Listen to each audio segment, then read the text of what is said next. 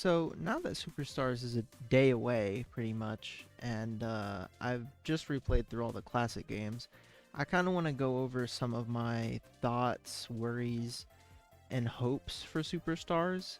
I know in the past couple of days there have been some leaks going on, and thankfully I've been able to avoid most of them, even still while being on social media. Um, I think I've just curated my social media pretty well to avoid spoilers. At least I'd like to think.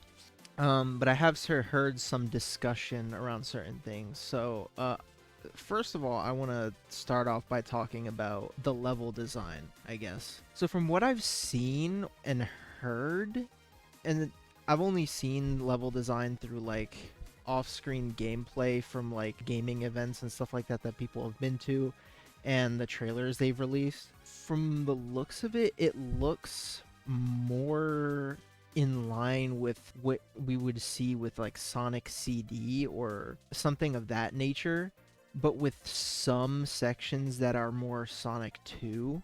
So with that, you might think it'd be like Sonic 3, but I think it's going to lean more into the large levels because of the multiplayer aspect. That's kind of what I'm expecting out of the levels.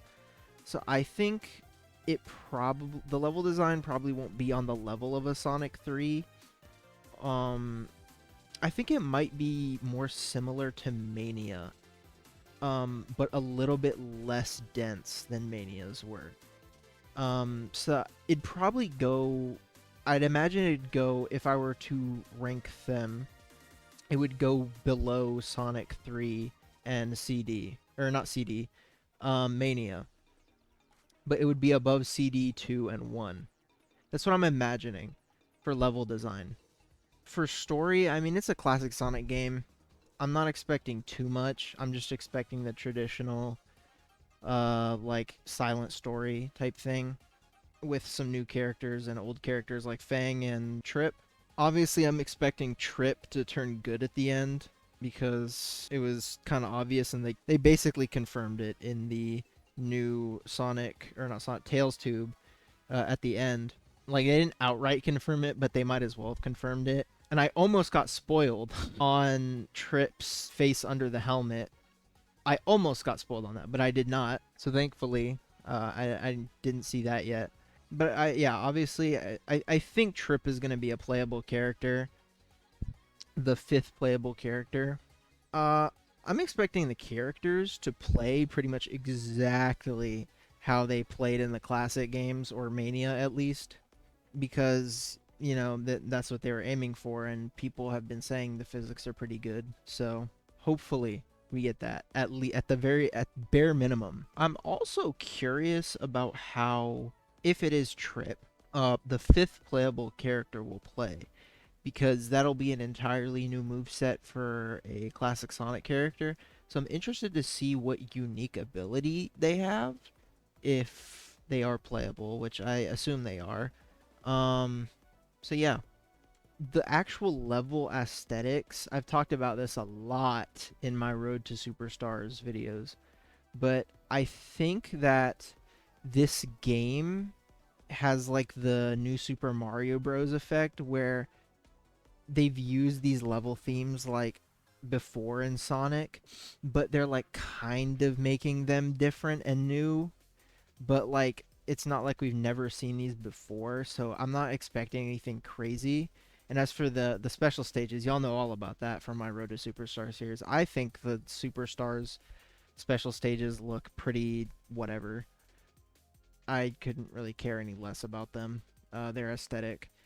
Uh, from the actual special stages, like looking at them, they look kind of like very easy. Bonus stages, I think, like I said in my Sonic 1 playthrough, it's literally just like the Sonic 1 special stage, but as a bonus stage. And then there's like another one that has like a carnival aesthetic. That's probably the one I'd like the most, unless it's a level, but I don't know if that's a level. I do know there's like a carnival zone, but that's not like a special stage. Oh yeah, I'm really looking forward to seeing what kind of customization they had, because it looks like they're putting a like tiny bit more emphasis on that this time. with like the Lego skins and like the pre-order bonus skins and just the skins you can unlock in the game.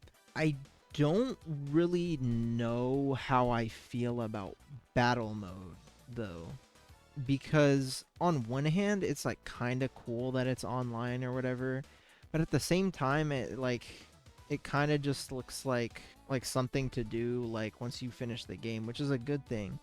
But at the same time, I don't know if it'll have that kind of staying power, because you might like boot it up once and then like customize a character, play it once, and then never do anything again with it, and that's it. That's kind of what it looks like. Hopefully I'm wrong, but that's kind of what it looks like. And that has, at least as far as I've seen, more customization than the main characters. It has like body parts, head, glove, like it has like a bunch of different parts for the characters, which is cool. That's the coolest part about battle mode to me, is that you can make these like fully customizable like metal versions of characters or your own OC or whatever. That's pretty cool. I don't know if that's like a similar level of customization as to what we're gonna get with the main characters. Hopefully it is, but as far as I've seen, it doesn't look like it, because it's just been skins. Because we have the rabbit skin, which is just a whole skin for Sonic, and then we have the Lego skins, which are whole skins, and then we have the cell shaded skins, which are whole skins again. So it kind of looks like their customization is not as, what is the word I'm looking for? Modular, I guess, as the metal robots in battle mode, which is kind of unfortunate. But I mean, it's not like the biggest part. I just think it would be cool.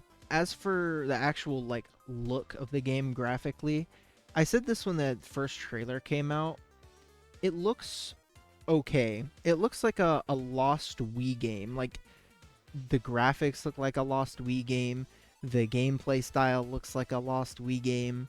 Like everything about this just screams like Wii game era, like Sonic or Mario. Like that's just what it looks like, especially with the co-op and New Super Mario Bros. Kind of thing going on. It definitely feels like they're going for a Wii era aesthetic, which is kind of strange, but I get it, because I like that vibe very much. Before I get to the music, that's the big topic I've been hearing people talk about, which makes me kind of worried.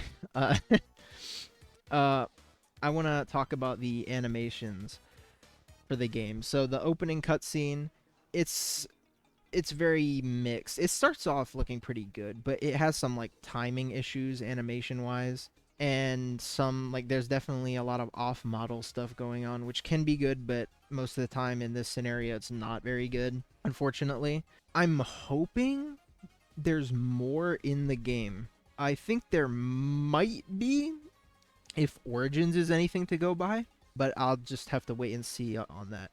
Okay, so now to talk about the music. So I've been hearing things online about the music. I've listened to the music that they've released, and I'm not gonna lie, I've liked most of it. Like it's not like the most spectacular stuff. Some of it is really good, but some of it is like just okay, and then some of it is just like it's in the middle of that. But I haven't heard anything like horrible yet. But I've been hearing people say that there's like horrible songs in this game, which kind of surprises me because of how like consistently good typically classic Sonic music is, especially classic Sonic music. But I guess it makes sense because, like I mentioned in one of my previous videos, there are a lot of different artists actually making the music for this game this time, instead of it just being like a couple people, like, or just like one person making the compositions and then like another like actually writing out the music, or like getting the instruments together. But that's kind of unfortunate, because a lot of the times the good parts of classic Sonic games are like when you replay levels and like the levels, so you're like speeding along and you're just listening to the music.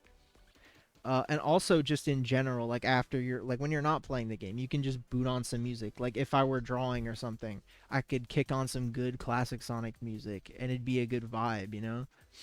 So hopefully people are just over exaggerating how bad some of the music is. There is one song, well, I haven't heard it, but I've heard people talk about and like unanimously agreed on as like the worst song in the game is the boss theme, which I'm not gonna lie is not a surprise. The Sonic 1 boss theme, as like iconic as it is some hot ass. It is just some hot ass. But yeah.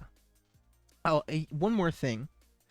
I hope they include the Trio of Trouble animation in the actual game, because in Sonic Frontiers, it's kind of confusing to somebody who's not a Sonic fan why Knuckles is just there. Like they might not question it because Sonic characters are like they look cartoony, so it's like kind of like a cartoony logic. Like Knuckles is just there because he explains it, but you don't actually get to see it. But if we had something like that in the game, like we could get more context on the characters and whatnot, or even just put it in like a gallery or whatever.